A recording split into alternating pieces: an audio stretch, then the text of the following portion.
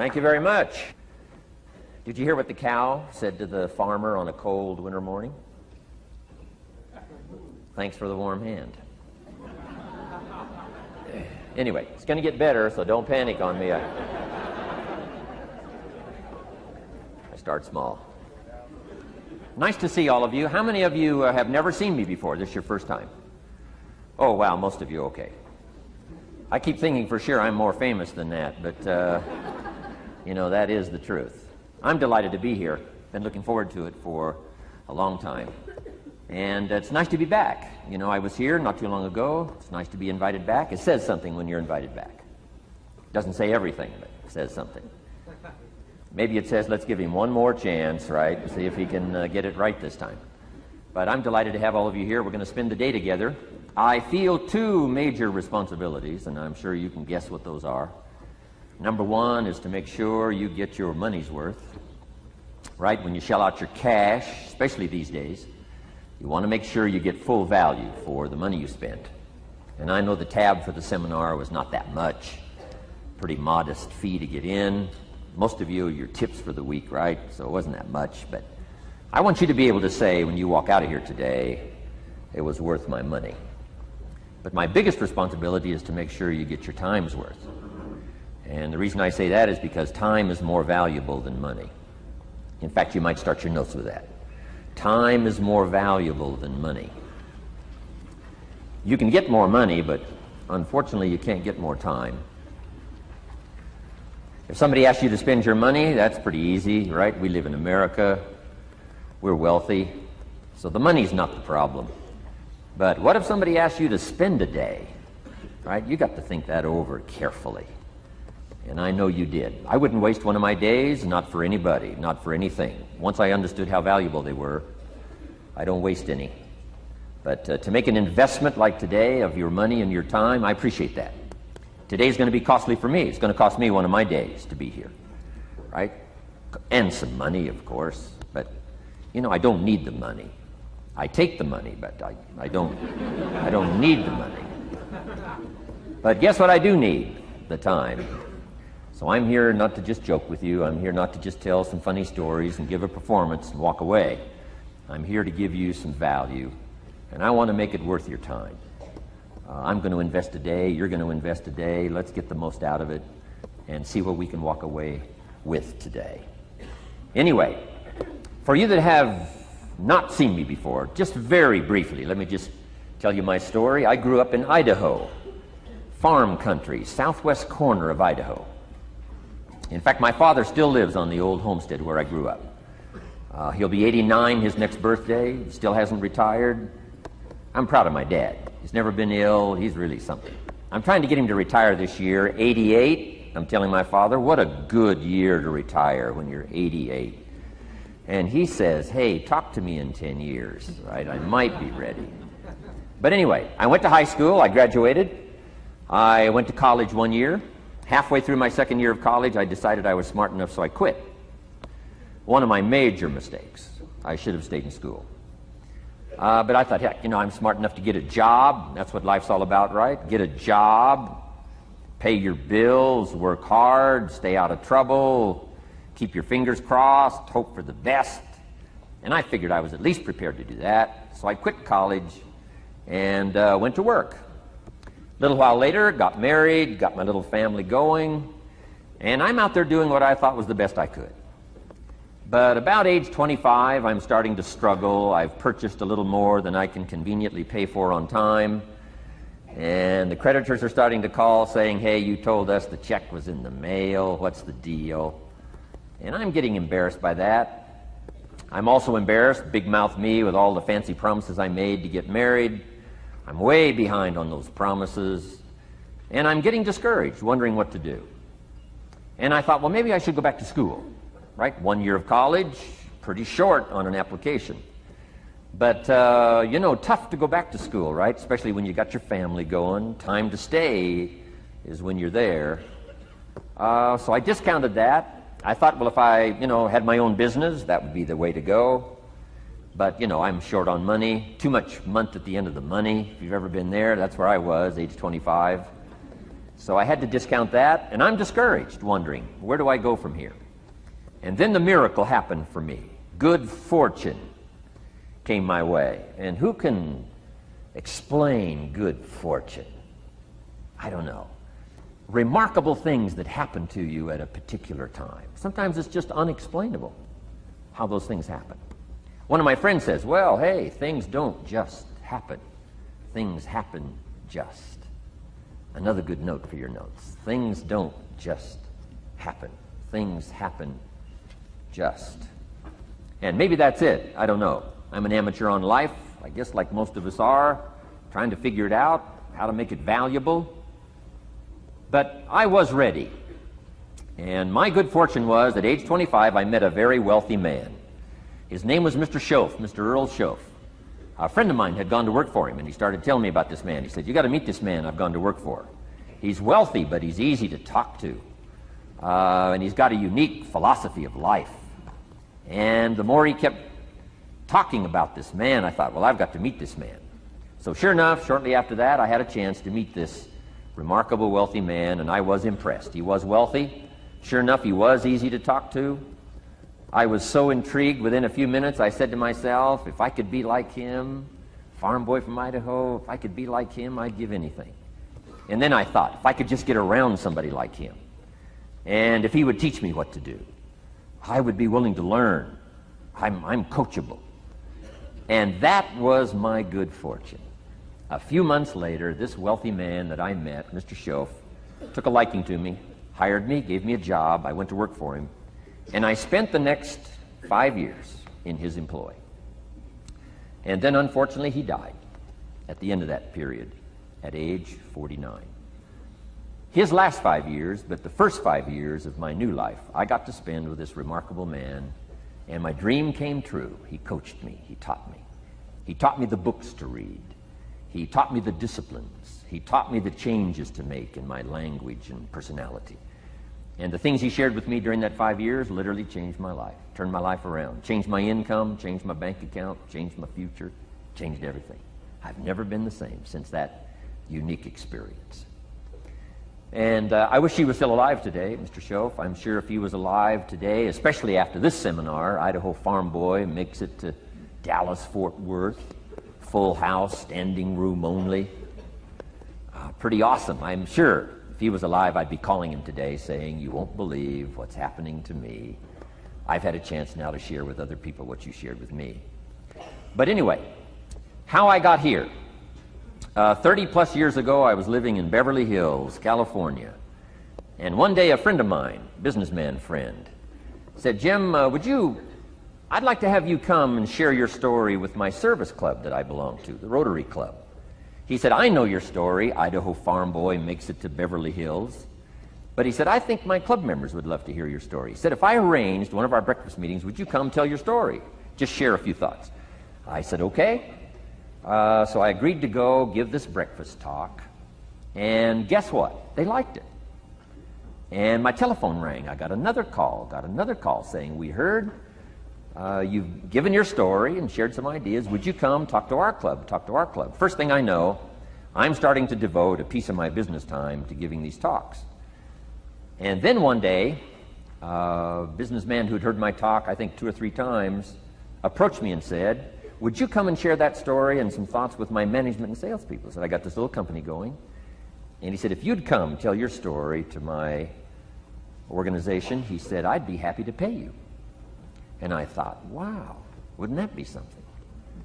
So I agreed to go do it, and I got paid. Little did I know, another fortune was waiting for me to translate my ideas into talks and speeches and seminars. Now I've written some books.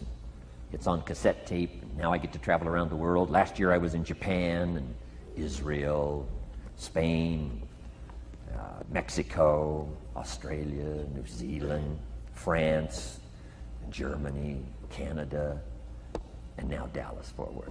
So Idaho Farm Boy gets to travel around the world and share his story, and here I am today. Anyway, it's almost too much for me to comprehend. From where I started, raised in obscurity, in a little small farm community, and now to be here today is pretty awesome for me. So anyway, that's just a little bit about my story. My story is probably more intriguing for me than it is for you, but I wanted to hear it again, so I thought I would just, bore you with it. Anyway, I don't ask you to be impressed today. I'm the one that's impressed from where I came from to have a chance. But that's the American dream, right? Come true. Chance to start from scratch, start from obscurity, start with pennies, start with nothing, and have a chance to transform your life, change your life, set your goals, and see what you can accomplish. So anyway, that's how I got here, and I'm just delighted that this day has arrived, and I truly want to make it valuable for you. Let's go to work. Here's what I hope you'll find out of this seminar today for your notes. Here's what I hope you'll find. Number one, sincerity. Above all else today, I hope you'll find me sincere. Best place for people to start to communicate is sincerity on both sides. I'm sure you're sincere or you wouldn't be here today, right? To spend this kind of money, to spend this kind of time, roll up your sleeves today, go to work like I am, and get this message. You've got to be sincere. So I assume you're sincere. Now I want you to see me sincere. But I've got a good note for you to make. Sincerity is not a test of truth. Important note to make. Sincerity is not a test of truth. We must not make the mistake of saying he must be right, he's so sincere. That would be a mistake. And here's why. It's possible to be sincerely wrong.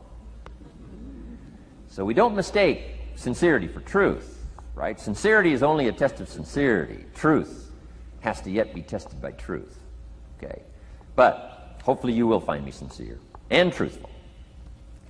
Next, a combination of things I hope you'll find here today. Ideas plus inspiration. Ideas plus inspiration.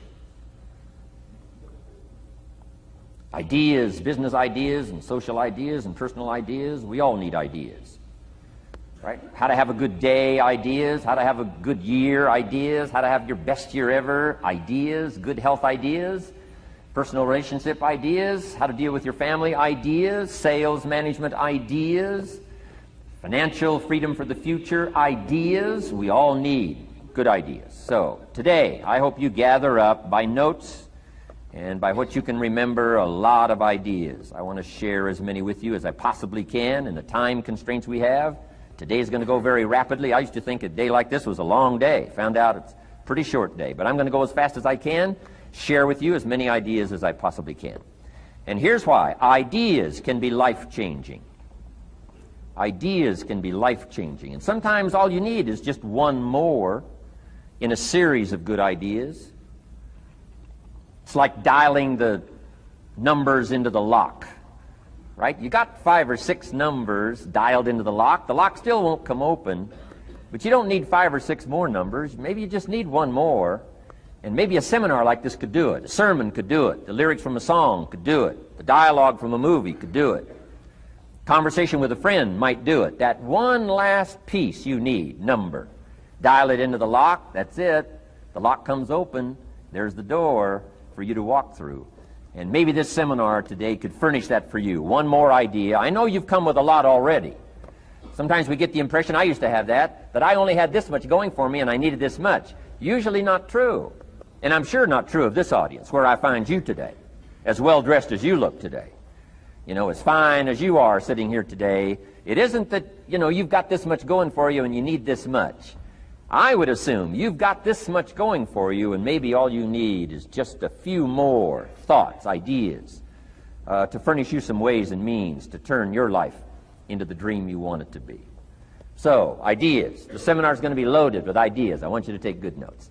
But here's what else I hope you'll find here today, and that is inspiration.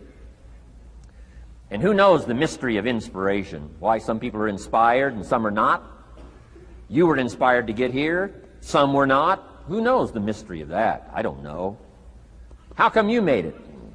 The rest of them didn't make it. We don't know what that mystery is. Some people turned it down. Some people said it costs too much. Some people said it's going to take too much time. Some people are too busy, right? A lot of different excuses why some are inspired to take advantage of something that comes to town. Others pass it up.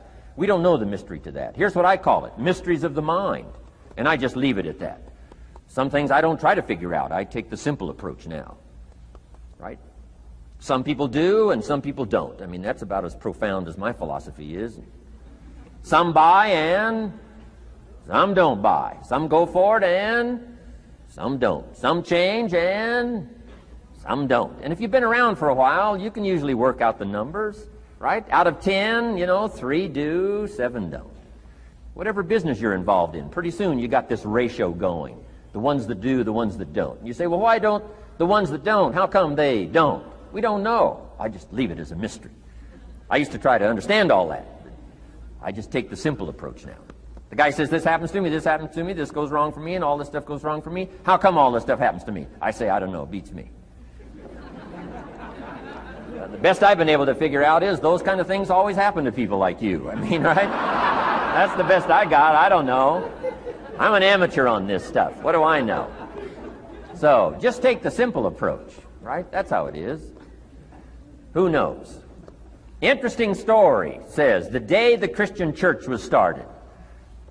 Now, I'm an amateur on the Bible, but best account I can remember, the day the Christian church was started, a magnificent sermon was preached. Great presentation. And if you're a student at all of good communication, it was one of the classic presentations of all times. The sermon, the first day the Christian church was started.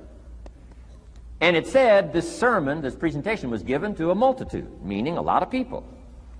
But it was interesting, as the account gives us, the record, it says, when the sermon was finished, there was a variety of reaction to the same sermon. Isn't that fascinating? I find it fascinating. It said some that heard this presentation were perplexed. And I read the presentation, sounded pretty straightforward to me. Said, why would somebody be perplexed with a good, sincere, straightforward presentation? Best answer I've got. They are the perplexed. I mean, what other explanation is there? It doesn't matter who's preaching. Right? It said some that heard this presentation mocked and laughed, made fun of the presentation. I thought, hey, this looks pretty sincere to me. If you give a sincere, honest presentation, why would somebody mock and laugh? Easy explanation. They are the mockers and the laughers. What else would you expect them to do? Right? I used to try to straighten all that out, say, well, they shouldn't do that. I don't do that anymore. I've got peace of mind now. I can sleep like a baby, not try to straighten all this stuff out. I used to be so naive. I used to say, well, liars shouldn't lie. See, how naive can you be? Of course they're supposed to lie. That's why we call them liars. They lie. They lie.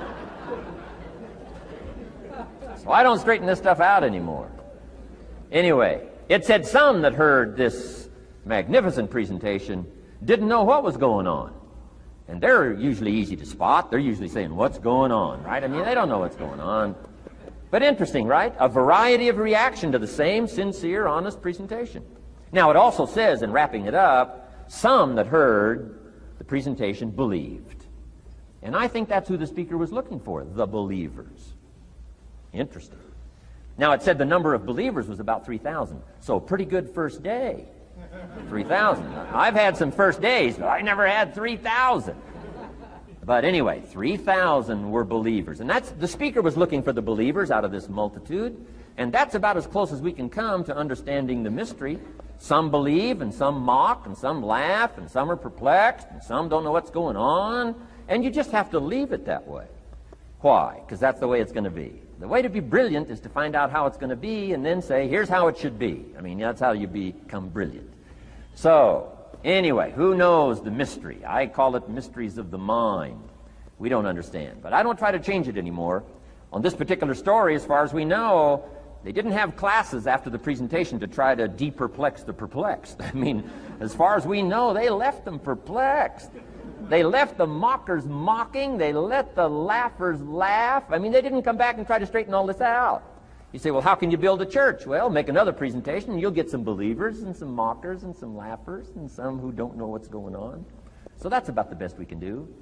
So, but I'm glad I've got the believers here today. You believed enough to shell out your cash and part with your time and some of your effort and energy, and I appreciate that. So, hopefully you'll find some inspiration here today. All right? To get the most out of today, a couple more notes. Number one, be thankful. That's a good way to capture the most of a day like this. Be thankful for what you already have. That shouldn't be any problem in America, being thankful. Everything we need is available in America. Everybody wants to come here, right? The last time I was here, that little presentation I gave, everybody wants to come here, America. People haven't plotted and schemed the last 40 years saying if I could just get to Poland, everything would be okay.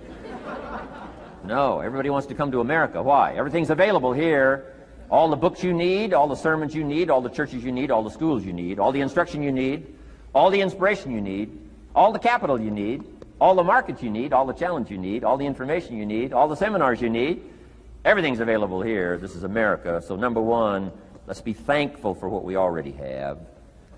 Thanksgiving does this. Opens up the doors, opens up the windows, opens up the channels.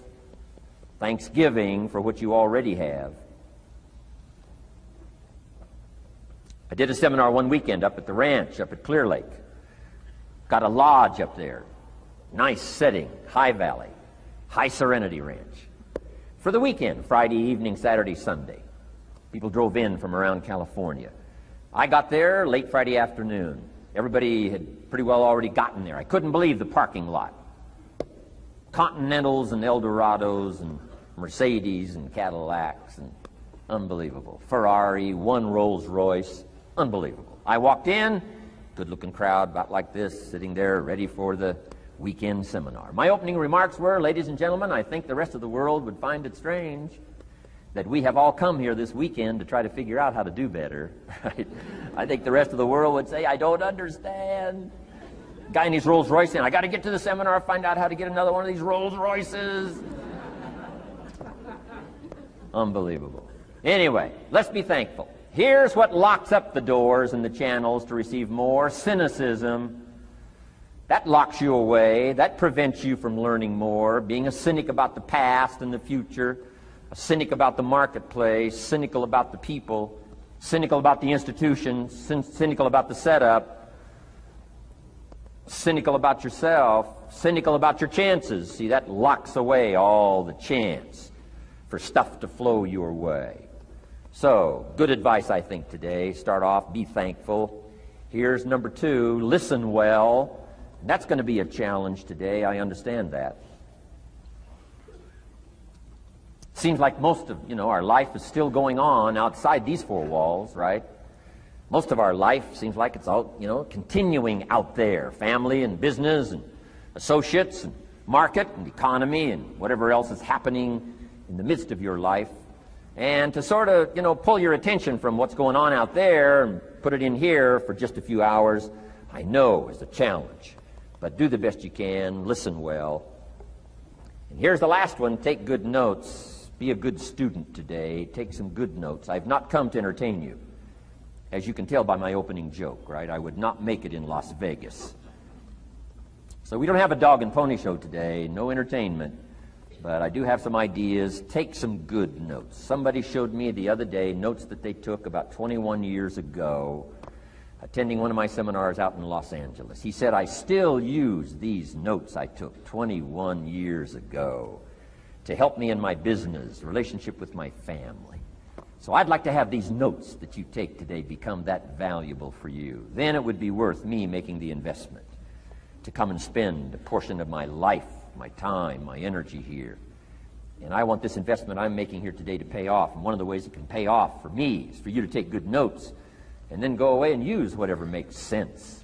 Because what I feast on coming back around is the stories out of this audience today. Sure enough, 6 weeks from now, 6 months from now, 6 years from now, somebody's going to, by phone, by letter, by personal contact, walk up to me and say, the things you shared that day got me thinking.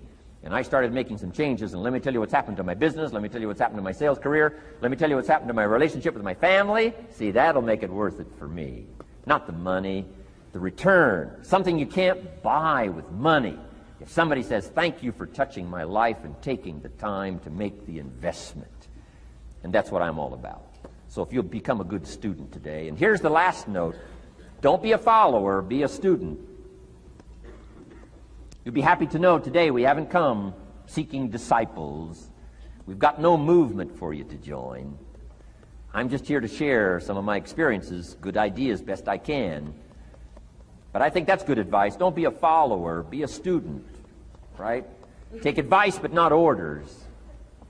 Take information, but don't let somebody, order your life. Make sure what you do is the product of your own conclusion.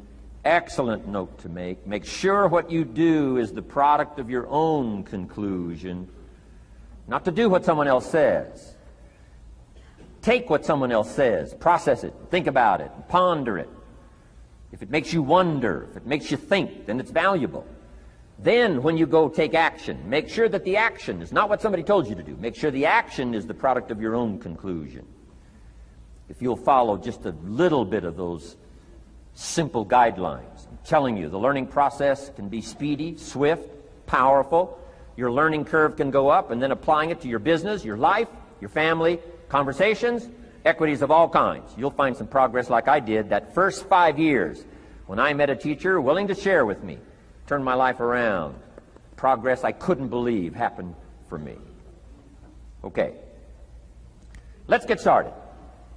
I want to review, I was here last time and we talked about the 5 major pieces to the life puzzle.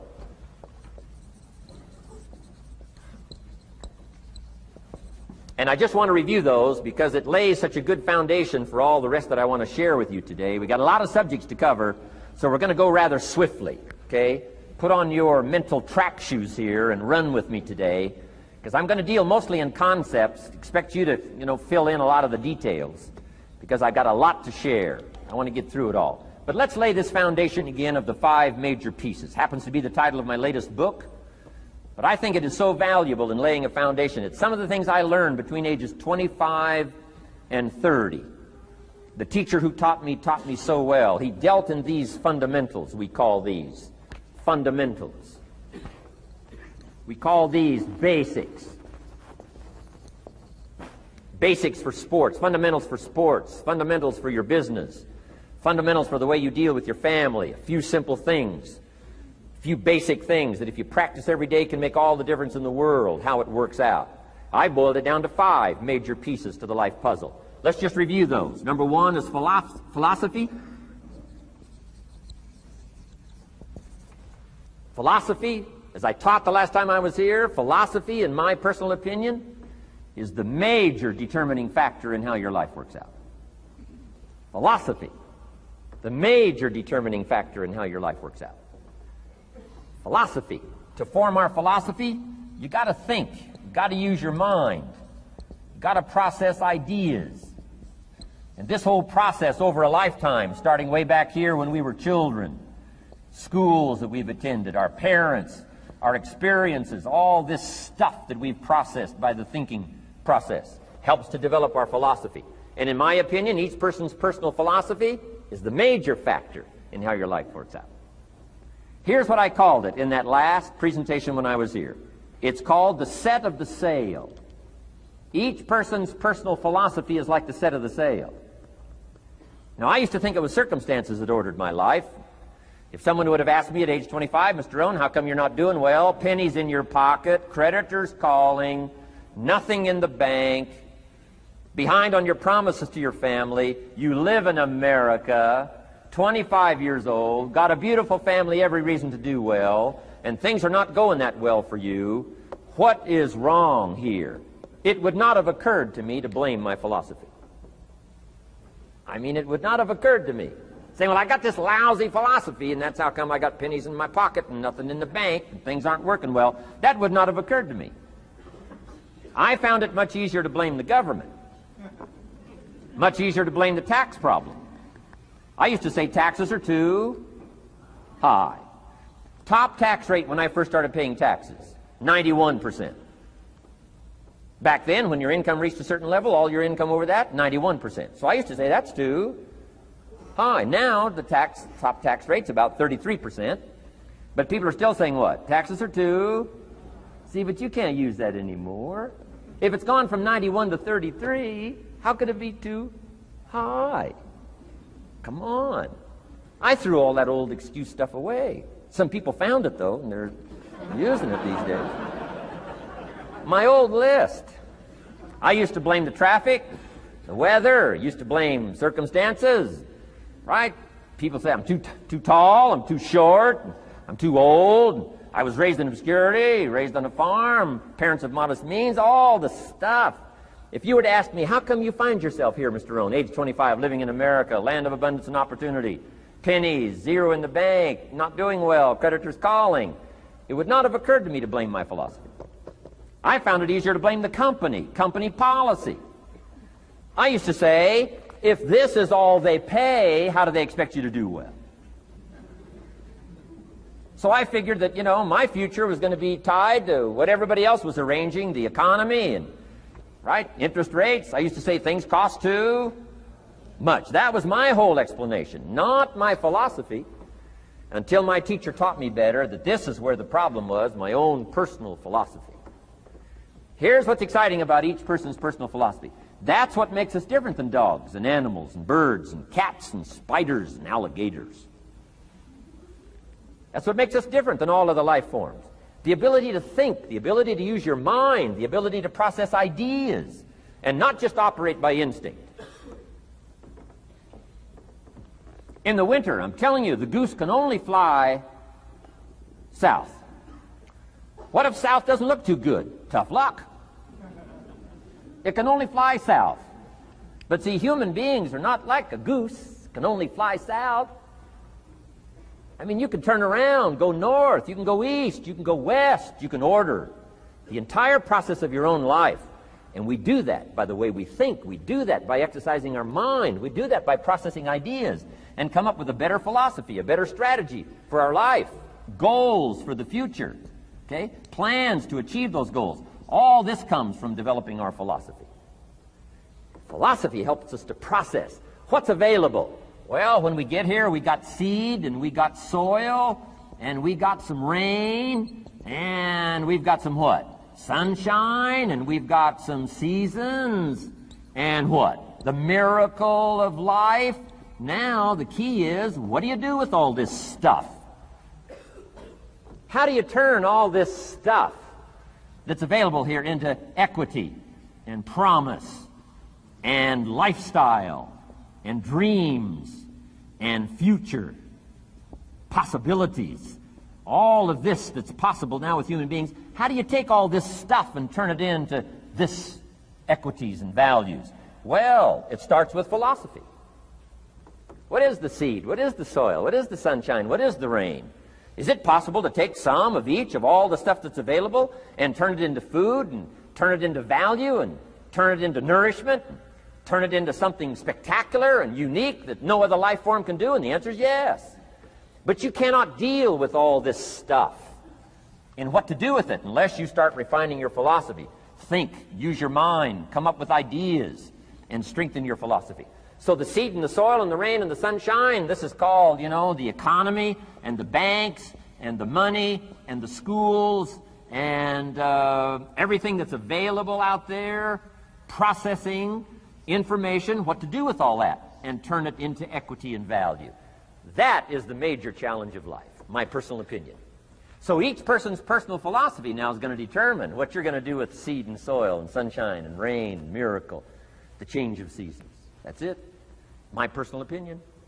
Each person's personal philosophy is like the set of the sail. That's what this seminar is for today. Help you to trim a better sail. You don't need a better economy. You don't need better seed and soil. In fact, when it comes to seed and soil and rain and sunshine and seasons and the miracle of life, that's all you got. Now, what if you blame this stuff? Then you're blaming all you got. If you blame the economy, and you blame the schools, and you blame the teachers, and you blame the sermons and the preachers, and you blame, the marketplace, and you blame the company and company policy, what else is there? When some people get through with their blame list, there isn't nothing else. That's all there is. And if you blame the only thing you've got to work with, I'm telling you, it's called mistake colossal in not understanding that that's all you've got to work with. And if this is all you've got to work with, then you don't change the seed, and you don't change the soil, and you don't change the rain, and you don't change the sunshine, you don't change the seasons. Right? Guy says, I'll take 3 springs, 4 summers, 9 falls, no winters. No, you can't fool with this stuff. You got to take it like it comes. Then what do you change to make your life work well? You got to start with your philosophy. Guess what I had to do at age 25 in order to change my own future? I had to change my mind. I had to change my thinking. I had to change my philosophy. I was messed up on what was causing my problem. And once I got that straightened out, that all the stuff I blamed, the government and taxes and the marketplace and the economy and things cost too much, negative relatives, cynical neighbors, once I got rid of that and started going for where the real problem was, which was me, I'm telling you, my life exploded into change. My bank account changed immediately. My income changed immediately. My whole life took on a whole new look and color immediately. And the early results I got from making these philosophical changes tasted so good, I've never stopped the process from that day until this. And I'm telling you, with a little consideration of the refinement of your sail, by setting a better sail, refining your philosophy, your whole life can start to change from today on. You don't have to wait till tomorrow. You don't have to wait till next month. You don't have to wait till spring. You don't have to wait till 93. You can start this whole process immediately. I recommend it. Now, some people do so little thinking, they don't even have their sail up. I mean, you can imagine where they're going to wind up at the end of this week, at the end of this month, at the end of this year. Now's the chance to change, process all this information. So number one is philosophy. Okay. And we dealt with all that, where we get ideas from personal experience, from other people's experiences. I don't want to get into all those details because we covered that the last time I was here. But philosophy, that's number one, my personal opinion. Each person's personal philosophy. Here's the definition of success and failure. Just make this note. Here's failure. A few errors in judgment. Repeated every day. Now, you can automatically assume, Mr. Owen, I say, I can understand that. A few errors in judgment repeated every day. For 6 years?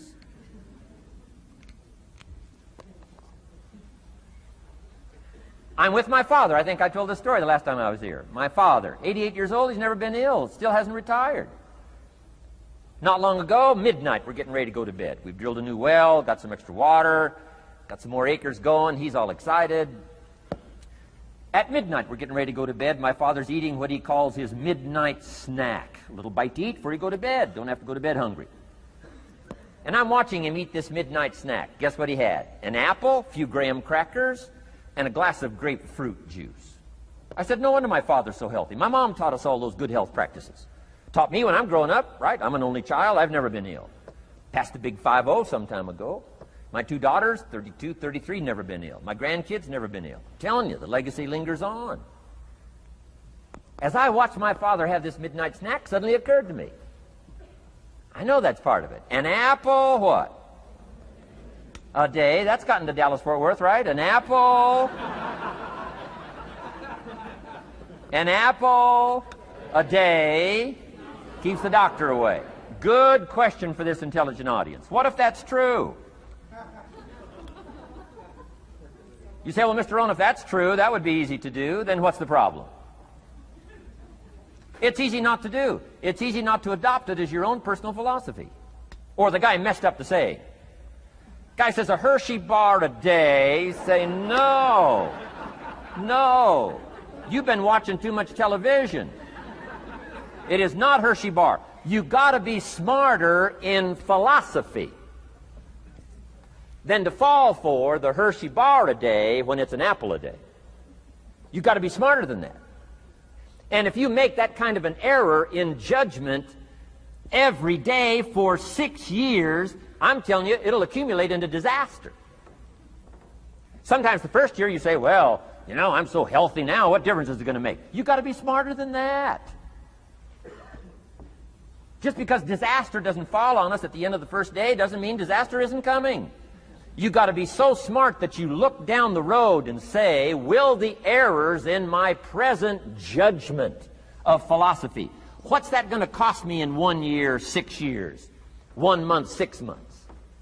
I'm telling you the money cost and the health cost and the success cost is too gigantic if you'll look down the road a little ways and say, are there errors in my current judgment like an apple versus a Hershey bar? Is that just a good illustration of some of the rest of my errors in judgment? If it is, that's where I found myself at age 25. I started working when I was 19. I met my teacher who helped turn my life around when I was 25. That's 6 years. At the end of the first 6 years of my economic life, I've got pennies in my pocket. I've got nothing in the bank. The creditors are calling saying, hey, you told us the check was in the mail. I'm embarrassed. I'm behind on my promises. I live in America. I'm a 25-year-old American male. I got a nice family, every reason to do well. And I'm messed up. Now, what's messed up? I used to think it was the community that was messed up, and the country was messed up, and the government was messed up. If those Democrats ever get in the White House, that'll really mess things up. If the Republicans stay in power, that'll really mess things up. The economy was messed up. Interest rates are messed up. I thought all this stuff was messed up. Then I found out that's not what was messed up. I was criticizing the only thing I had to work with. What was really messed up was my own personal philosophy. My own errors in judgment in my own personal philosophy brought me in 6 years to pennies in my pocket, nothing in the bank, and trying to explain why I wasn't doing well, living in America, 25-year-old American male, got a family, every reason to do well. Now, once I understood this, here's the formula for failure: errors in judgment, being lax about developing your own personal philosophy. I'm telling you, it's called accumulated disaster. It doesn't matter whether it's your health or your bank account. Guy's got an empty bank account, probably has high cholesterol. Why? Over the last 6 years, he never paid attention to either one. And it doesn't matter whether it's a dollar, or whether it's your money, or whether it's your cholesterol count. All you got to do is commit the errors, and just because disaster doesn't fall on you at the end of the first day that you don't eat an apple. You say, well, I didn't eat an apple today, and tonight I'm not ill. Well, you got to be brighter than that. Someday you got to leave first grade. The reason we make those first grade desks so small so they won't fit at age 25. I mean, right? You don't belong here anymore. Come on. Now let me give you the secret to success. The formula for failure: a few errors in judgment repeated every day for 1 month starts the weakness, starts the disaster process. You can imagine what happens in 6 years. Now here's the formula for success: a few simple disciplines practiced every day. And you've started a whole new process called a whole new life. A few simple disciplines practiced every day. And if you decide today to go for the apple instead of the Hershey bar, I'm telling you, you have begun the process of turning your life around. And if you keep up that process, not only with your health habits, but with your money habits and with your communication habits, with your sales habits and management habits and every other habit that you've got, if you'll start that process, eliminate the errors and replace it with disciplines practiced, I'm telling you, you can start this process of life change immediately. After today, you don't ever have to be the same again. Only by choice. You don't have to walk out of here the same as you walked in today. Only by choice. You can start a whole new process. And you say, well, Mr. Rohn, is it that simple? Yes, it's that simple. Where else would you start but with an apple? You don't have to start with something staggering. What if you should be walking around the block for your good health and you don't? What'll that do in 6 years? I'm telling you, the word is disaster.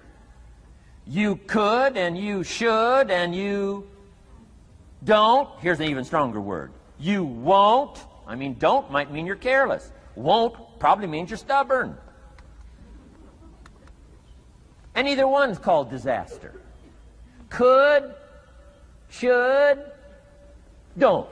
I'm telling you, that's why at the end of 6 years, I found myself with pennies in my pocket, nothing in the bank, creditors calling. Could, should, won't. Could, should, don't is called disaster. Now, how do you change all that? The next 6 years, I got rich. The next 6 years, I became a millionaire.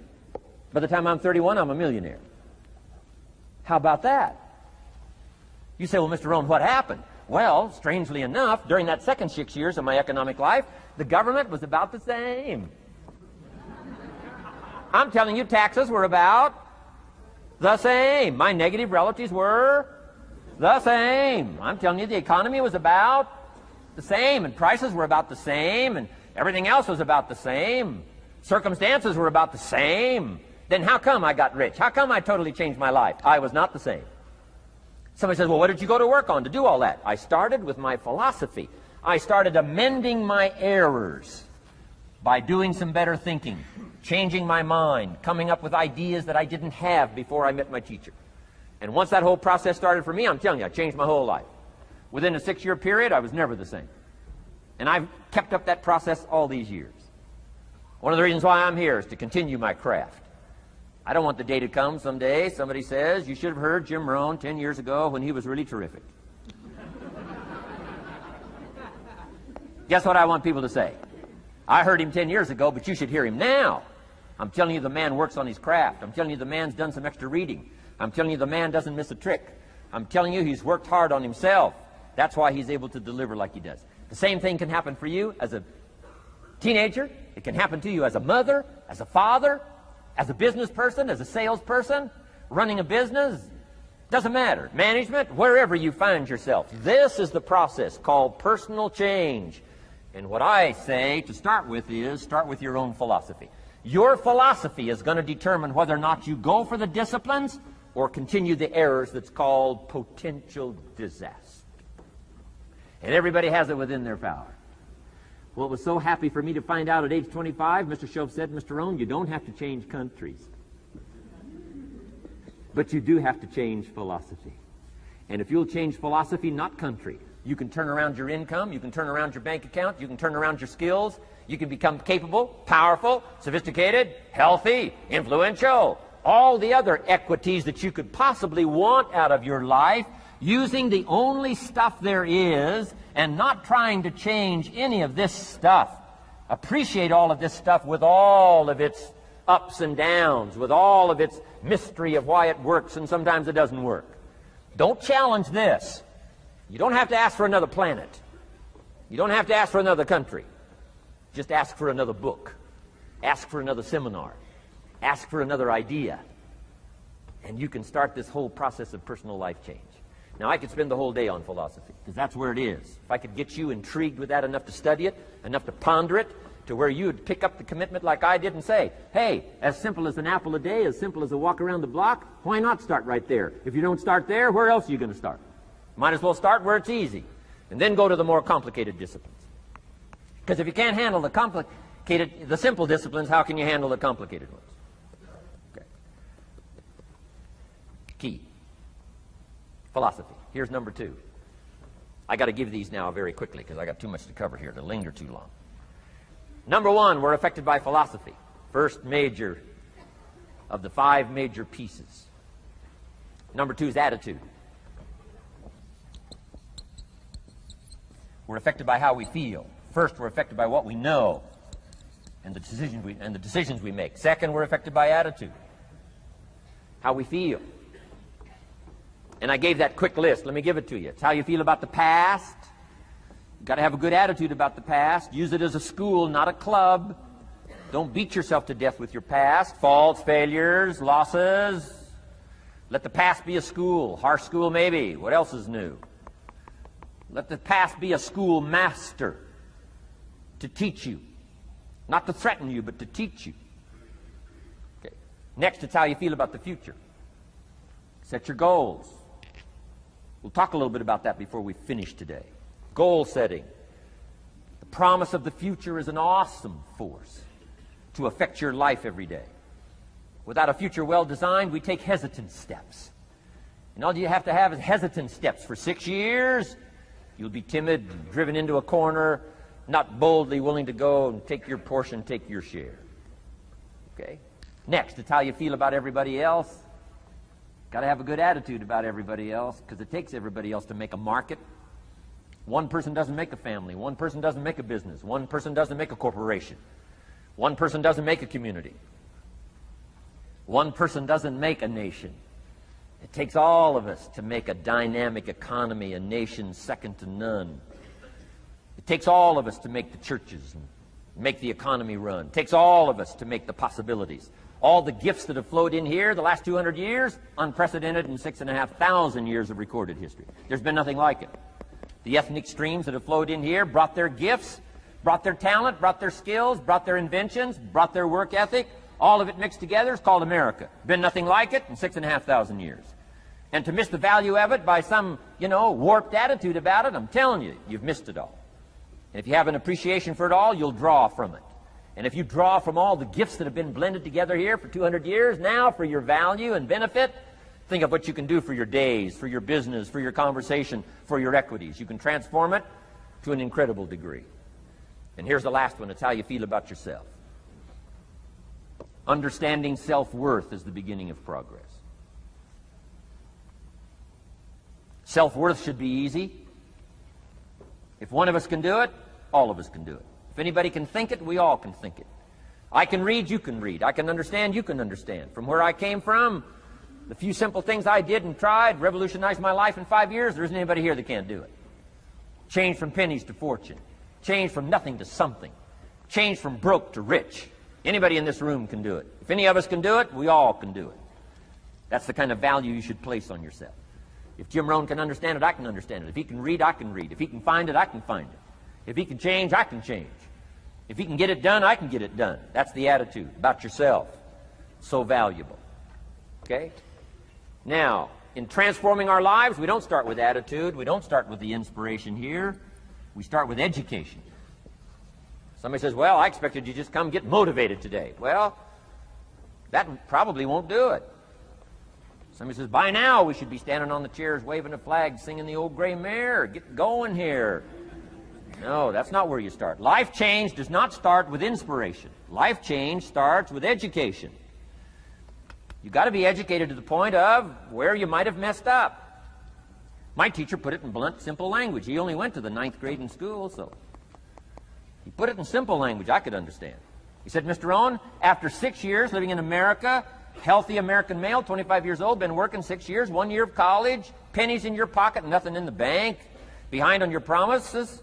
Shoaff said, I just got one simple explanation for that. You've messed up. Now, I could understand that kind of language. Substitute a Hershey bar for an apple means you've messed up. Should walk around the block, could walk around the block, won't walk around the block. You have messed up. And all you got to go is right down through the list. Don't need some teacher to come by and tell you. Be your own best teacher saying, hey, let me make a list of some places I've messed up. Because if I let this down, that probably affects the rest. And the answer is, that's true. So we don't start with inspiration. We start with education. Somebody says, well, just motivate this guy. He'll be all right. Just motivate him. Get him turned on. Probably not. If a guy's an idiot, you motivate him. Now you got a motivated idiot. No, he won't be all right. So we start with education. What's the first education? If it isn't going well and you live in America, you have messed up. You don't need to change countries. You say, well, the country's messed up. That's like cursing the soil and cursing the seed and the sunshine and the rain, which is all you got. Don't curse all you got. When you get your own planet, you can rearrange this whole deal. But this one, you got to take like it comes. So number 2 was attitude. Here was number 3, activity. This is the work part, the labor part. Taking action. And the activity is the miracle working piece. A miracle being something we don't quite understand how it works doesn't mean it doesn't work. It means we just don't quite understand how it works. Miracles work. God says. Now, I'm an amateur on God, but here's my best analysis. God says, if you'll plant the seed, I'll make the tree. Now, that's a good arrangement. Number 1, gives God the tough end of the deal.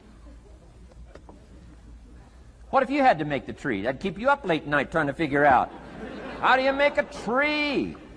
Say, no. I'm telling you, the mystery and the miracle of this stuff has already been set up. God says, I got the miracle going, I got the seasons going, I got some sunshine and some rain, and I'm God. But the way I've arranged that, I just need somebody to plant the seed, not chant. In California, they're trying to chant to get this stuff done. Forget this California stuff. You don't have to rub a crystal and sleep under a pyramid. This stuff's too easy. Getting rich is too easy. Changing your life is too easy. Forget all that. Right? Massive bombard, affirmation, forget all that. My opinion. Ocean waves and seagulls? Come on, this stuff's too simple. Just simple, easy stuff. But if you neglect it, that's how it piles up year after year. But if you're willing to straighten it out, and here's one of the keys. It's called activity. It's called disciplines. Turning wisdom from your philosophy and inspiration, the strengthening of attitude and faith and courage, commitment, and all this stuff that comes from attitude. If you're willing to take these two qualities, philosophy and attitude, and invest it into activity, you can have a miracle. Anything short of that, no miracle. Wisdom doesn't perform a miracle. Attitude doesn't perform a miracle. The only thing that performs a miracle of increase called equity is called putting wisdom and attitude into discipline, into labor. And this labor now can perform a miracle. And here's the two parts to the labor. One, do what you can. Number two, do the best you can. Can't give you better advice than that. Number one, do what you can. You just got to go home and make a list after today. And here's the question to ask as you make this personal list. What am I not doing that would be easy to do? That could greatly change my health, my wealth? What am I not doing I'm neglecting that would be easy to do? Just go home and answer that question personally. You don't have to put the answers on a public bulletin board. This is just all personal stuff. From the walk around the block to the apple to what to do with your money, which we're going to cover today. What does a child do with $1? We're going to cover that today.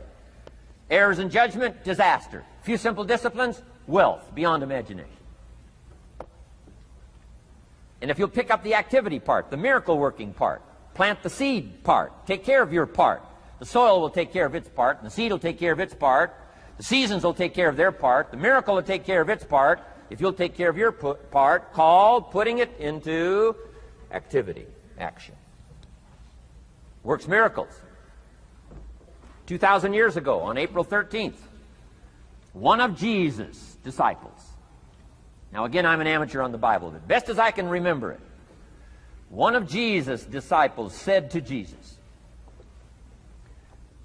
"It's time to pay our taxes and we don't have any money." That's how come I know it was about April 13th.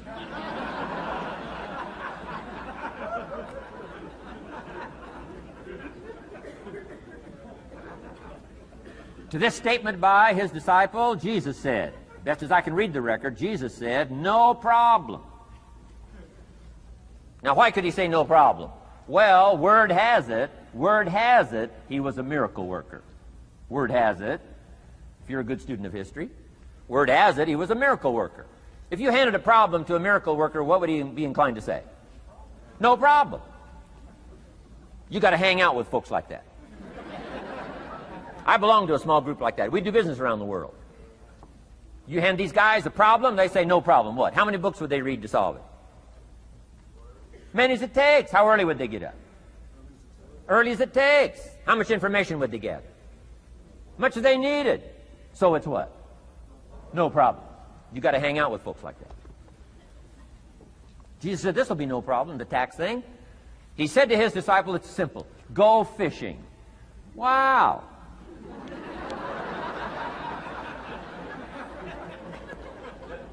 Now that was easy for this particular disciple. His name was Peter. And Peter was a fisherman. How clever. How clever. But here's the real problem. If you should fish, and you could fish, and you don't fish, you got no miracle. You could change, you should change, you won't change. That's called accumulated disaster. In 6 years, you'll be explaining instead of celebrating. Having some ragged list like I had, reasons for not doing well, pennies in my pocket. Could, should, don't, disaster. And if you'll just start the process of change, could, should, and will, you can start this whole process. And if you will, then put it into action. The miracle belongs to you. Jesus said to his disciple, it'll be simple. Go fishing, and the first fish you catch, look in his mouth. Peter said, okay. He was used to strange things happening in this relationship. Peter goes fishing, catches the first fish, looks in his mouth. Guess what's in the fish's mouth? Coins. Peter says, wow, coins. Starts counting the value of these coins, and when he adds it up, guess how much it added up to? Exactly enough money to pay his taxes and Jesus' taxes. Which gives you Jesus' position on taxes.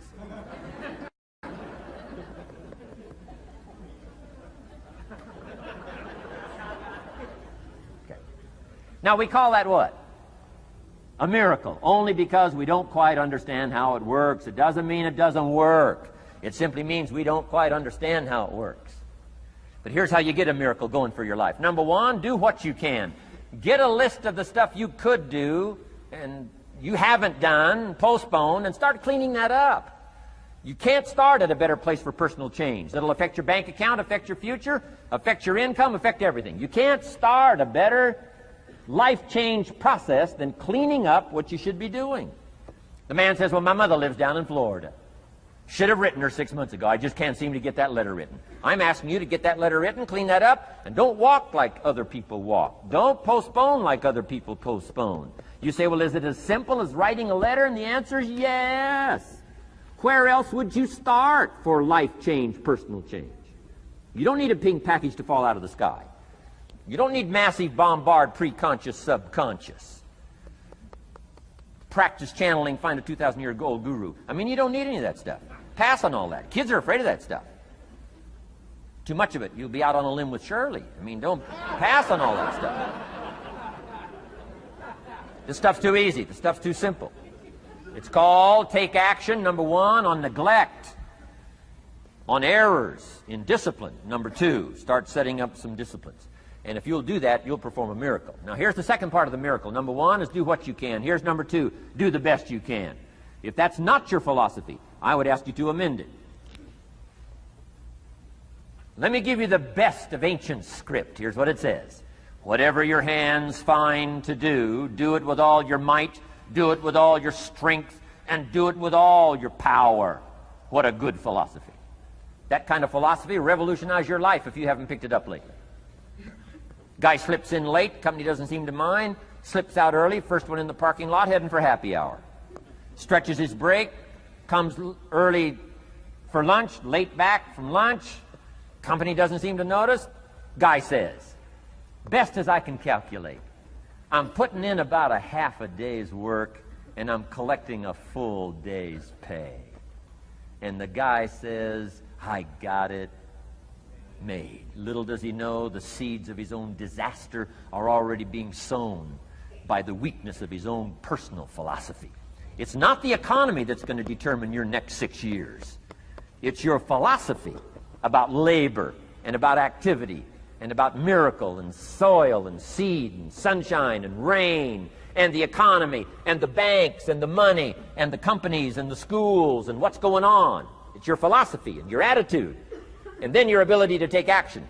All of that we call the process of life change, miracle working. Number one, do what you can. Number two, do the best you can. Here was number 4. Results.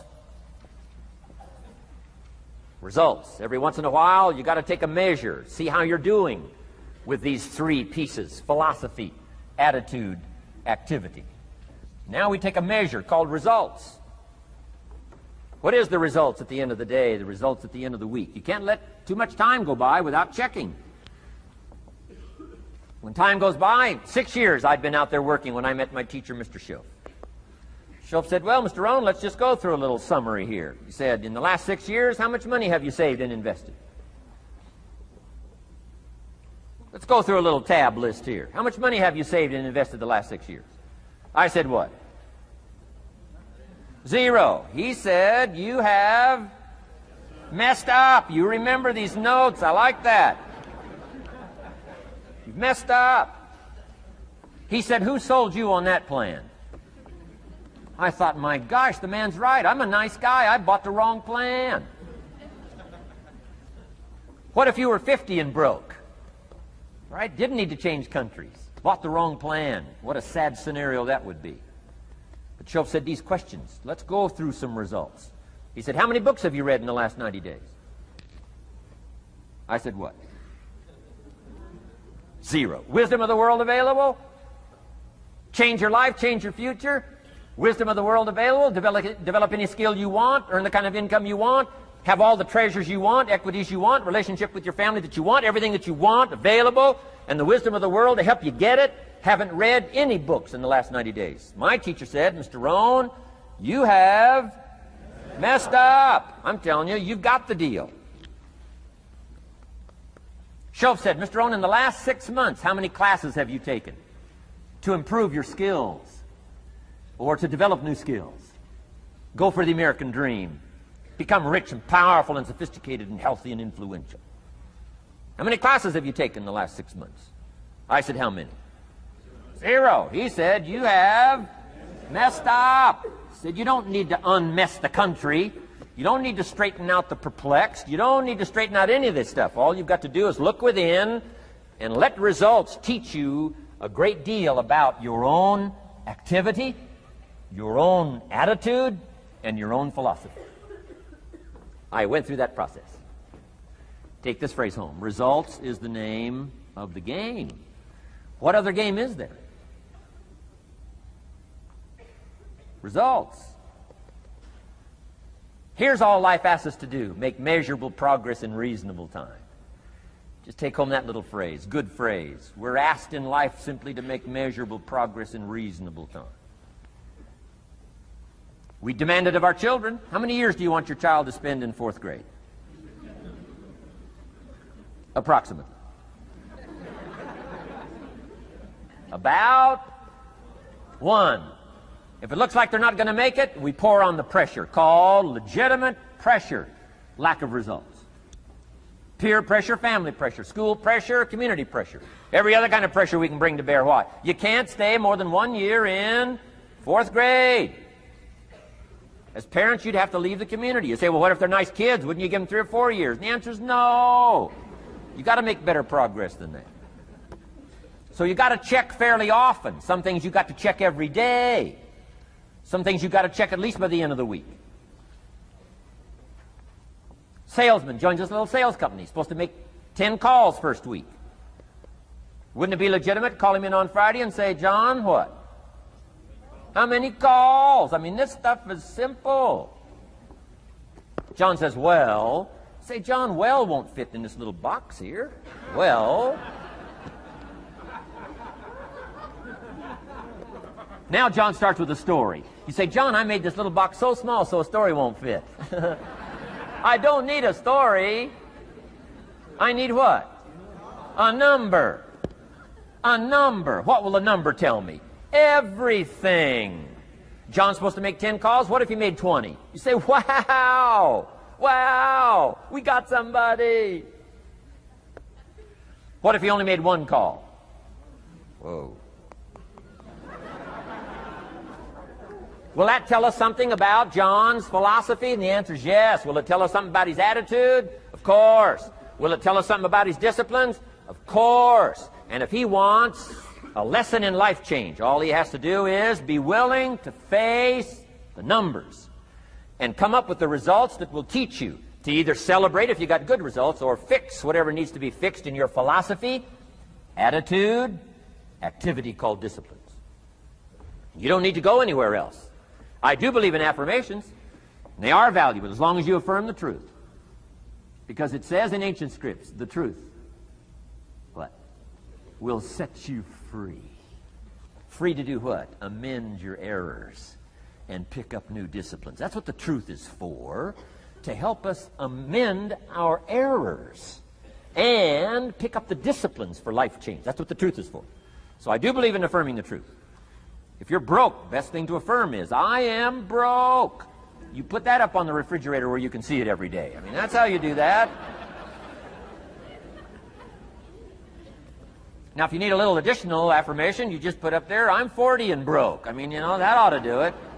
And if you need just a little more, put up there, I live in America and I'm 40 and broke. That's enough to turn your life around. It says, hey, something is wrong. Somewhere I have messed up. And I'm telling you, if you'll start with that, it's called the process of life change, and it doesn't matter how small the process is to start. One discipline starts it, and then one discipline feeds another, and the first thing you know, you've got this whole cycle in an upward positive motion. And it's called life change. It's called income change. It's called health change. Relationship with your family change. Equities unprecedented that you can have in numbers that will stagger the imagination if you do not curse what's available and start amending what's possible to get the results that you want. I don't think I can put it in any better language. That's it. Kids can do it. Teenagers can do it. Parents can do it. Managers can do it. Right? Government officials can do it. Anybody can do it. Anybody can do this stuff called personal change. Wow. Results is the name of the game. Success is a numbers game. Good note to make. Success is a numbers game. You got to go for the numbers. You got to understand what the numbers are. How many pounds overweight should you be at age 50? Approximately.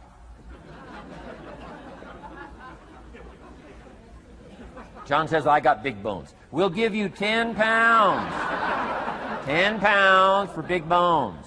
Otherwise, come on, John.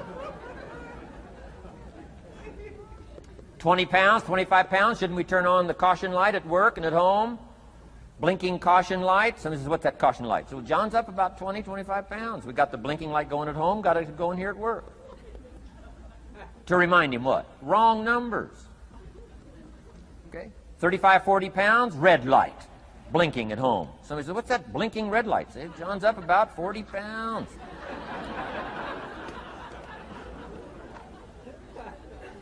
50 pounds, we got the siren. What's that siren at home and at work? John's up about 50 pounds. Cholesterol, almost out of control. Come on. Success is a numbers game. I'm asking you to be mature enough to start checking your own numbers. How many books have you read in the last 90 days? Transform your life. Become cultured, powerful, sophisticated, healthy, influential, all the rest of the stuff you want. How many books? How many classes? How committed are you to taking what's available and turning it into equities unprecedented, since we live in a country that there's been no such country in the last 6,500 years? If you'll pick up that process, ladies and gentlemen, I'm telling you, it's called life change of the best order. Now, here's the last one. Number 5 is called lifestyle. Lifestyle is simply learning how to live well. The last of the 5 major pieces. Here's the ultimate challenge of life. I've worked on this, you cannot believe how hard, since age 25. And that is, after applying better philosophy, attitude, and activity, and picking now up results. What are results for? Here's my ultimate challenge on results. To fashion, good word to jot down, fashion.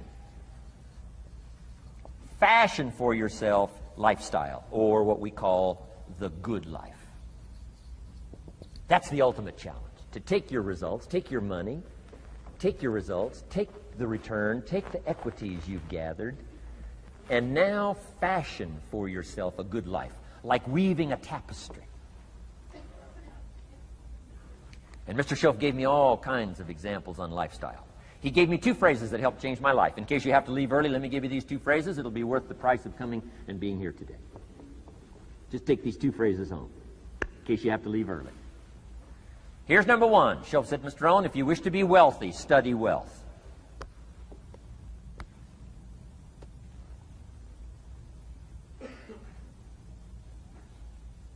When he said that, I said, my gosh, I don't know anybody that studies wealth. Where am I going to learn it? He said, never mind, Mr. Owen, now that you've met me, if you'll be with me for a while, he said, and if you'll commit yourself, he said, I will teach you. And he taught me. He taught me the books. He taught me the stuff. Changed my life. By the time I was 31, I was a millionaire. The man taught me well. If you wish to be wealthy, study wealth.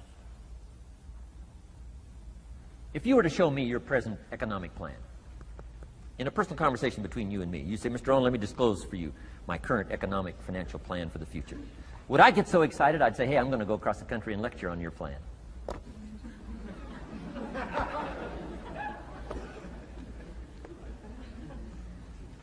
And if the answer is no, Mr. Owen, you probably wouldn't want to go across the country and lecture on my plan. Here's my question to you. Why not? Why wouldn't you have a superior, powerful financial plan that's taking you to the places you want to go? I'm asking you, if you find yourself caught like I was at age 25, make the personal commitment today and say, I'm going to study and I'm going to change, and 5 years from now, nobody's going to be able to say, how come you don't have a superior plan living in a superior country with superior opportunity? Nobody's going to be able to say that 5 years from now of me. If you'll make that commitment, I'm telling you, this will be one of the most exciting days of your life. Not because of my seminar. It'll be one of the most exciting days of your life because of your commitment to this simple little process I've outlined for you. Here was the second phrase. Mr. Shoaff said, Mr. Owen, if you wish to be happy, study happiness. I didn't know happiness was a study. My best hope for happiness at age 25 was to just go through the day with my fingers crossed, hoping somehow something would make me happy. Shoaff said, no, Mr. Owen, happiness is not something you postpone. Happiness is not something off in the future. Happiness is something you design. You've got to get the word. Happiness is something you design. Happiness is a study. Happiness is a practice. Happiness is an art. It's not an accident. It's an art. And anybody that wants to can study, practice the art of happy living. Happiness is like culture. Money doesn't make you cultured, but culture is within the grasp of all of us. How much is a book on sophistication in the marketplace? $4,000? No, $40. I'm telling you, in America, everything's available. Everything's within reach. All you have to be is committed to it and make it a study. Culture is a study. Sophistication is a study. It's not an amount. It's not an account. It's a study. Money doesn't make you sophisticated and cultured. I know a guy that's rich. He's a clod. The guy's a clod. Eats with his elbow in his soup. I mean, he's just a clod. Nothing much more pitiful than a rich clod. I mean, you know, it's a sad thing to see. Money doesn't make you sophisticated. Only study and practice makes you sophisticated. Only study and practice makes you cultured. And only study and practice makes you happy. Study and practice makes you rich. Key phrase, don't be lazy in learning. 1, how to do well. Next, how to live well. Don't be lazy in learning and practicing the art of economics, practicing the art of productivity, and practicing the art of lifestyle. Shoaff taught me in such simple terms. Shoaff said, Mr. Owen, if you're getting your shoes shined, Shoe Shine Boy's done an exceptional job. You look down, you got one of the world's all-time great shines. And you pay him. Now, you got a little change in your hand. Question pops in your mind. Should I give him 1 quarter or 2 quarters as a tip from a neat shine? Here's what Shoaff said. If 2 amounts pop in your mind, always go for the higher amount and become the higher thinking person. That helped change my life. Here's what he said. Become a 2-quarter person. Now, you can tell that was a long time ago when a quarter was a good tip. Now it takes dollars. But just substitute 1992, dollars for quarters. Shoaff said, hey, if you are thinking 1 quarter or 2 quarters, and you say, well, no, I'll just give him 1 quarter. He said, that'll affect you the rest of the day. The rest of the day, you'll look down, see this great shine, you'll say, I got to be really cheap. 1 lousy quarter, tip from a shine. But he said, if you'll go for the 2 quarters, Shoaff said, you can't believe the extra happiness you can buy for just an extra quarter. That's called studying and practicing the art of lifestyle, which means living well. Money doesn't make you happy. Father wads up a $20 bill, throws it at his son, and says, if you need the darn stuff that bad, take it, just get out of my face. How sad, a father with money and no joy. He studied economics, but he never studied joy. I'm asking you to turn that around. Turn that all around. I did a seminar one time, St. Louis, Missouri. When I finished a seminar like this, a man walked up and said, Mr. Rohn, you've really gotten to me. He said, I'm going to change my philosophy, I'm going to change my attitude, I'm going to change my life, I'm going to change everything. He said, you've touched me today. And he said, you'll hear about me. You'll hear my story someday. I said, okay. Right? A lot of people, right, say things. Sure enough, a few months later, I come back to St. Louis, did another seminar. When I finished my seminar, I saw this man come walking up. I didn't remember his name, but he said, I'm sure you'll remember me as the man who said, I'm going to go make some changes. You've touched me today. I said, I do remember you. He said, I'm telling you, things are already happening for me. I cannot believe in just a matter of months. He said, one of the things I decided to change was my relationship with my family. He said, my wife and I have two lovely teenage daughters. Parents couldn't ask for any more beautiful, lovely daughters. And he said, I'm the only one that's given them trouble. He said, these daughters of ours have never given us any trouble. He said, I've usually been the one all these years giving all the trouble and all the static. He said, my daughters love to go to the rock concerts, and I'm always giving them trouble. They have to beg me for the money. He said, I don't want you to go. You stay out too late. Music's too loud. You're going to ruin your hearing. You won't be able to hear the rest of your life. And he said, I just get on their case. And he said, they keep begging, keep begging. Finally, when they beg long enough, I say, all right, here's the money. If you have to go that bad, just go. So that's how I've been up until now. But he said, after I left your seminar, I decided to change all that, called lifestyle, living well. He said, you won't believe it. Not long ago, I picked up the newspaper, and I saw an advertisement, and I knew my two daughters, it was one of their favorite performers, was coming to town. He said, guess what I did? He said, I went down and bought the tickets myself and brought them home, put them in an envelope. And when I saw my daughters later that day, he said, I handed them this envelope, and I said to my two lovely daughters, you may not believe it, but inside this envelope are 2 tickets for the upcoming concert. They could not believe. And he also added, you'll be happy to know begging days are over. Now they cannot. He said, now don't open the envelope till you get to the concert. They said, okay. So they go to the concert, come concert time, open up the envelope, hand the tickets to the usher. He says, follow me. And he starts down front. The girls say, hey, hold it, hold it. Something must be wrong. He takes another look, says, no, nothing's wrong, follow me. 10th row, center. Now they cannot leave. 10th row, center. The only tickets they were able ever to beg for was, right, 3rd balcony, can't see. He said, I stayed up a little late that night. Sure enough, a little after midnight, my 2 daughters come bursting through the front door. One of them lands in my lap. The other one's got her arms around my neck. They're both saying, you got to be one of the all-time world's great fathers. He said, Mr. Rohn, you're right. I can't believe. Same money, different father. He said, I've started making the changes, and I decided to start with my teenagers, my girls. He said, what a difference it's making in my life. And I'm telling you, you can do that with your lifestyle. You can do it with your sales career. You can do it with your management career. You can do it with any part of your life. If you're looking for equities unmatched, do not curse the only thing you have. Don't complain about the only thing you have, which is seed and soil, sunshine, rain, miracle, and seasons. But start changing and processing and evaluating things like we're covering today, and this process of change will take off for you. You will not believe what can happen in such a short period.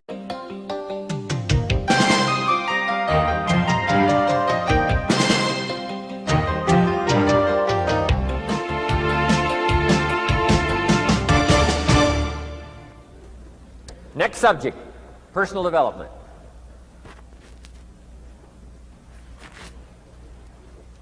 Some of the things Mr. Shoaff taught me starting at age 25, some things came quickly, some things came easily. Setting goals, that was easy. We're going to talk about that later on. But this one I had to struggle with, personal development. It was hard for me to give up my old blame list. It was so comfortable blaming the government and blaming my negative relatives and the company policy, unions, wage scale, economy, interest rates, prices and circumstances and all that. That was difficult for me to give up. That was quite a transition for me to make, and blaming myself. But Mr. Shoaff started out with something very, very important. Let me give that to you.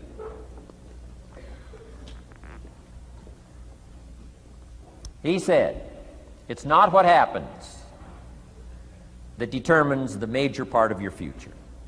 It's not what happens. What happens, happens to us all. He said, the key is what you do about it. It's not what happens, it's what you do about it. And he said, if you will start that process of change, do something different the next 90 days than you did the last 90 days, like picking up the books to read. Do something different, like the new health disciplines, relationship with your family, whatever it is, doesn't matter how small it is. If you'll start doing different things with the same circumstances, since we cannot change the circumstances, but we can change ourselves. We can change what we do. And then he gave me another secret to success when he said, what you have at the moment, Mr. Rohn, you've attracted by the person you've become. What you have at the moment, you've attracted by the person you've become. Few little simple principles here. Once you understand these, it starts to explain so much. Now, sometimes it's a little tough to take, blaming yourself instead of the marketplace, taking responsibility instead of putting it off on someone else. That transition sometimes is a challenging mission. And this one was a little tough for me. He said, Mr. Rohn, you've got pennies in your pocket, you've got nothing in the bank, the creditors are calling, you're behind on your promises. And he says, here's how that occurs. You've attracted, up until now, you've attracted the things to you because of the person you've become. Now I said, well, how can I change all that? He said, very simple. If you will change, everything will change for you. You don't have to change what's outside. All you've got to change is what's inside. To have more, you simply have to become more. And then he said, don't wish it was easier, wish you were better. Don't wish for less problems, wish for more skills. Start working on yourself, making these personal changes. And he said, it'll all change for you. So let's talk a little bit about personal development. That extraordinary adventure I undertook starting at age 25. And I've never ceased that adventure. I'm still going for it. In the 90s, I want to get better and better. I want my craft to get better, my business operations to get better, the things I do to get better. Because once I picked up this simple formula, I'm telling you, it's easy to figure out where the problem is if you go to work on it. Now, let's talk about personal development. And in helping kids understand personal development, I always start with money. Now, money's not the only place to start. Money certainly isn't the only value, but we've all got to start somewhere, and money's something you can count, right? Kids are interested in money, okay? A lot of things are a little tougher to measure, but economics is pretty easy, right? Because you can count. Okay, somebody says, how are you doing? You say, I don't know. Let's count. Now, this is not the only count. I understand that. There's a lot of other things to count. But to see if there may be some errors in your judgment and lack of disciplines in your life, we might as well start with money, because it's so easy to count. So let's just start there and see whether or not maybe we have messed up. Okay. So here's how I explain it to kids. We get paid for bringing value to the marketplace. Key to understanding economics. We get paid for bringing value to the marketplace. Marketplace is also described as reality. Reality, the marketplace. Now, it takes time. It takes time to bring value to the marketplace, but we don't get paid for time. It's very important for kids to understand, as well as adults. We don't get paid for time. Mistakenly, the man says, well, I'm making about $20 for an hour. Not true. Not true. If that was true, you could just stay home, have them send your money. No, it's not true. You don't get paid for the hour. You get paid for the value you put in the time. So we don't get paid for time, we get paid for value. Now, since that's true, here's one of the key questions of the afternoon. Is it possible to become twice as valuable and make twice as much money in the same time? Is it possible to become 3 times as valuable as you now are and make 3 times as much money in the same time? Is that possible? Of course. If you want to really emphasize something, that's a good phrase, Stuart. Of course. Of course. Okay. Now, all you have to do to earn more money in the same time is simply become more valuable. America's unique. It's a ladder to climb. Starts down here, what, about $4 an hour? Big argument last year in Congress about the starting place. Should be 5, should be 5, should be 5. Well, no, it doesn't need to be 5. Why not start with 4? It's a ladder. Right? This is not a bed. This is a ladder. This is a ladder to climb. Starts at $4. Now somebody says, well, should be 5, should be 5. Well, maybe. If you're going to stay at the bottom for the rest of your life, it probably should be 5. But that's kind of a pitiful way to live. Start and not grow. Start and not change. Start and not become more valuable. Hey, the whole scenario of life is to start, number 1, and what? Become more valuable, number 2. So America's a ladder to climb. Starts at $4 an hour, and the more valuable you become, you just keep moving up the ladder. Top income last year, what, 52 million? Guy that runs Disney?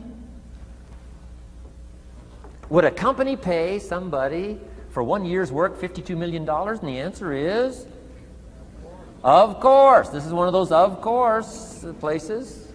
Of course. If you help a company make $1 billion, would they pay you $52 million? The answer is, of course. It's chicken feed. I mean, it's not much money. Now, why that much money? Because he has become so valuable. Now, why would we pay somebody only $4 an hour? They're not very valuable to the marketplace. Now, we got to make that distinction, to the marketplace. Might be a valuable brother, a valuable member of the community, valuable member of the church, valuable member in the sight of God, to the human family, of course, those kind of values. But to the marketplace, which is called what? Reality. Reality is, if you're not very valuable, you don't get much money. Those are called the facts. I mean, that's how that is. Well, then how do you get more money? Simple answer. Somebody says, well, I'll go on strike for more. Well, here's a major problem with that. Here's a major problem with that. You can't get rich by demand.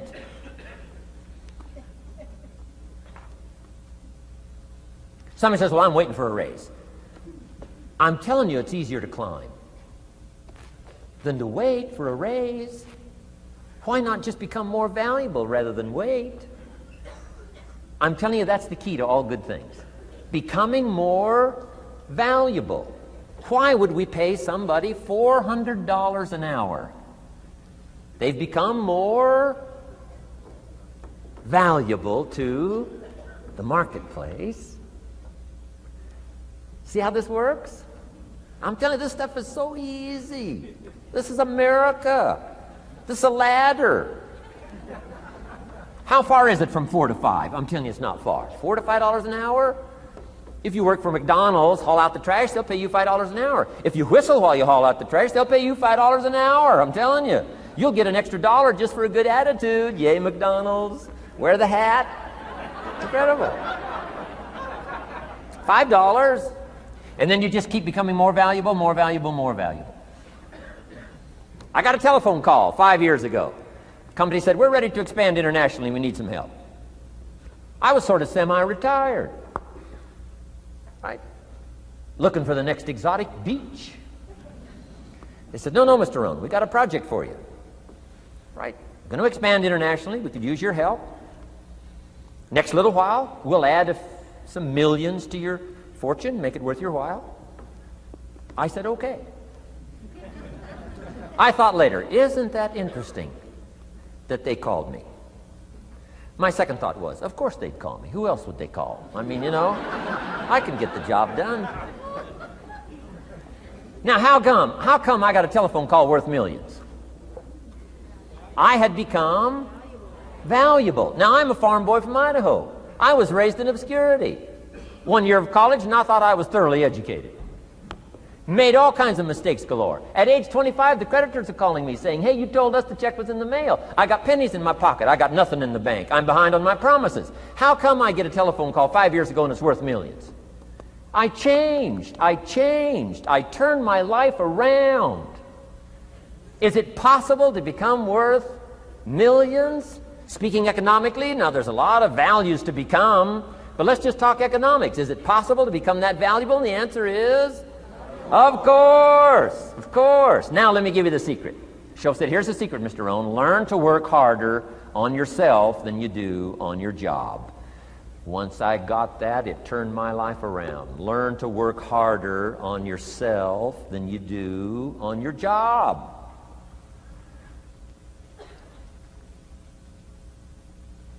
He said, if you work hard on your job, you'll make a living.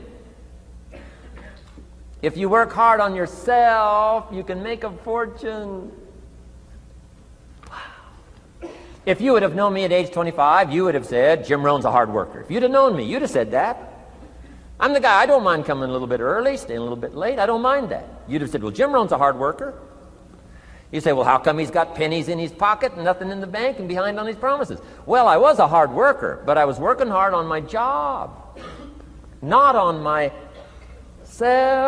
I'm telling you, if you'll learn that simple little principle and start the process today, latest tomorrow, give you tonight to think it over. And start this whole process of personal development, work on yourself, make yourself more valuable to the marketplace. I'm telling you, you can so dynamically change your income, and economics is the least of the values that you can start earning in terms of equity if you'll start working harder on yourself than you do on your job. Work hard on yourself and develop the skills. Work hard on yourself and develop the graces. All of the stuff necessary to become more valuable to the marketplace. I'm telling you, your whole life can explode into change. Promotions, no problem. Becoming more valuable to the company, I'm telling you, no problem. Money, no problem. Economics, no problem. Future, no problem. If you just go to work on the right thing. Not get things out there to change. Don't try to change the seed. Don't change the soil. Don't change the sunshine. Don't change the rain. Don't change the mix of seasons. Let the miracle of everything that's available work for you, and start working on the inside. Work on your philosophy. Work on your attitude. Work on your personality. Work on your language. Work on the gift of communication. Work on all of your abilities. And if you'll start making those personal changes, I'm telling you, everything will change for you. Now, let me give you another scenario on personal development. It's called the 4 major lessons in life to learn. Before we get to the 4 major lessons in life to learn, let me give you a key phrase for your notes. Here it is. Life and business is like the seasons. Life and business is like the seasons. Frank Sinatra sings, life is like the seasons. Now, here's one of the key phrases that changed my life. Starting at age 25, you can see this whole scenario. Personal development for me began. I've never been the same since. Here's the next key phrase. You cannot change the seasons, but you can change yourself. You can't change the seasons, but you can change yourself. My best hope, right? When I'm 25 years old, my best hope was to go through the day with my fingers crossed saying, I sure hope things will change. I sure hope things will change. It seemed to be my only way for my life to get better if things would change. Here's what I discovered. It isn't going to change. It isn't going to change. I did a seminar one time for Standard Oil executives and management in Honolulu, now known as Chevron. And we're talking economics one day around the conference table. And one of them said to me, Mr. Rohn, you know some fairly important people around the world. You have a chance to travel internationally. Can you tell us what you think the 80s are going to be like? Now you can tell how far back this goes. He said, what do you think the 80s are going to be like? And I thought for a moment, and I said, gentlemen, I do know the right people. And I do have some experience, I think I can tell you. So they all leaned in a little closer, and I said, gentlemen, based on the people I know and based on the best of my own experience, I think in the 80s it's going to be about like it's always been. Aren't you glad you came today? I mean, that's inside stuff. I don't just spread that around everywhere. It's going to be about like it's always been. It isn't going to change. To hope that it'll change is called whistling in the wind. Being so naive, hoping for something that isn't going to occur. I can give you the shortest history lesson that you can imagine in one sentence. What describes human history on the spinning planet the last 6,500 years? Let me describe it for you in one sentence. Here's human history in one sentence. Opportunity mixed with difficulty. That's about as simple as you can put it. And opportunity mixed with difficulty isn't going to change. The man says, well, if it isn't going to change for the future, if it isn't going to change in the 90s, how will my life ever change? Answer, when you change. And if you will change, everything will change for you. Your bank account will change, your income will change, your future will change, the ability to acquire your dreams will change. It'll all change if you will change. And now let's go through the scenario of the seasons. Life and business is like the seasons. Let's cover them. Here's number one, major lesson in life to learn. Learn how to handle the winters. You say, well, Mr. Rohn, a lot of this stuff is fairly obvious. That's true. Just need somebody like me just to come along and remind us. This is what this is called today, a reminding session. I got no new truth for you to discover. This is all old stuff. We just need to hear it again. Somebody get on our case a little bit, right? We all need that. Here's number one lesson, learn how to handle the winters. That's obvious. The winters come right after falls. And pray tell how often? Every year, according to written history, for the last 6,500. To cross your fingers and say, I hope it doesn't come. I'm telling you, we call that naive. Now, there's all kinds of winters. Not just the winter of the season, but there's all kinds of winters. Winter time, the down time, the discouraging time. One writer called it the winter of discontent. The winter when you can't figure it out, the winter when it all goes wrong. Economic winters, social winters, political winters, and personal winters. When your heart is smashed in 1,000 pieces, the nights are unusually long. It's called winter time. Barbra Streisand sings, it used to be so natural to talk about forever, but used to be's don't count anymore. They just lay on the floor till we sweep them away. You don't sing me love songs. You don't say you need me, and you don't bring me flowers anymore. A song of winter. But hey, we're acquainted with all those winter scenarios. We've been through them all. Now the question is, what do you do about the winters? Well, you can't get rid of January by tearing it off the calendar. But here's what you can do with the upcoming winters of your life. The long ones, the short ones, the easy ones, the more difficult ones. Here's what you can do. Get wiser and stronger and better. Just make a list of that trio of good words. Wiser, stronger, and better. To challenge for yourself the upcoming winters of your life, don't you think you could read more? Pick up the scenario, pick up the books, pick up the cassettes. So I would put some stuff on cassettes so you can listen to it, put it in books so you can read it. Now putting it on video so you can see it. I'm telling you, anybody that wants to can get wiser. Next is stronger. Anybody can get stronger. If you're willing to do the push-ups, you can get stronger. If you're willing to put yourself through the paces, you can get stronger.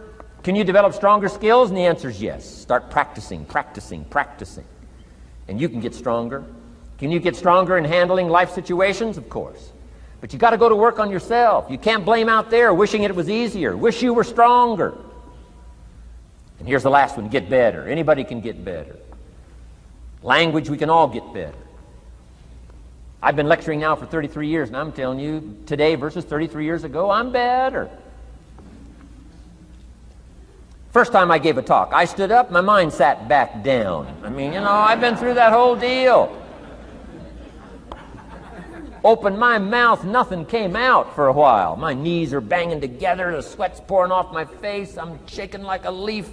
It's called terror, in case you haven't tried it. Those first attempts. But I'm telling you, I got through it, and I did it again, and I got through it, and I did it again, and I got through it. And now, of course, I can lecture for a few hours in one day. Anybody can get better. Develop the skills, okay? Handle the upcoming winters. Don't wish away the winters. That's called naive. Wish for the skills. Wish for the strength. Wish for the wisdom. Here's the second major lesson in life to learn. Learn how to take advantage of the spring. Uniquely enough, spring follows winter. And pray tell, how often? 6,500 times. I mean, those are good odds. I'd gamble on it one more time. I mean, those are good odds. Every time. You can't beat those odds. Spring is called opportunity. Another day is called opportunity. Days follow nights. How about that? And how often? Every day. But now here's what we must learn to do with opportunity. Underline two strategic words in that sentence. Take advantage. Just because spring comes is no sign you're going to look good in the fall. You've got to take advantage of it. You've got to do something with it.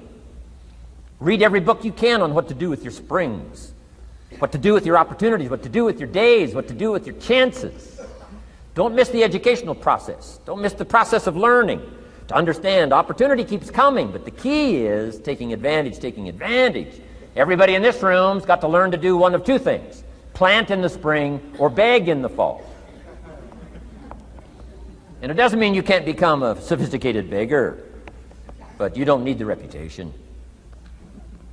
Learn to plant in the spring, take advantage. And there's an urgency here on springtime because there's just a few springs, handful of springs offered to each of us. So take advantage swiftly and quickly. Don't just let the time pass. The Beatles wrote, "Life is very short." And for John Lennon, it was extra short. For Michael Landon, it was extra short. But life is short. At the longest, it's short. So don't just let the springs pass. Take advantage. Seize the day. Seize the moment. Seize the opportunity. That's the key. Springtime. Life is fragile. Life is brief. Elton John sings, "She lived her life like a candle in the wind." It's fragile. It's brief. Whatever you're going to do, you got to get at it. Don't just let it pass away. Here's major lesson number 3.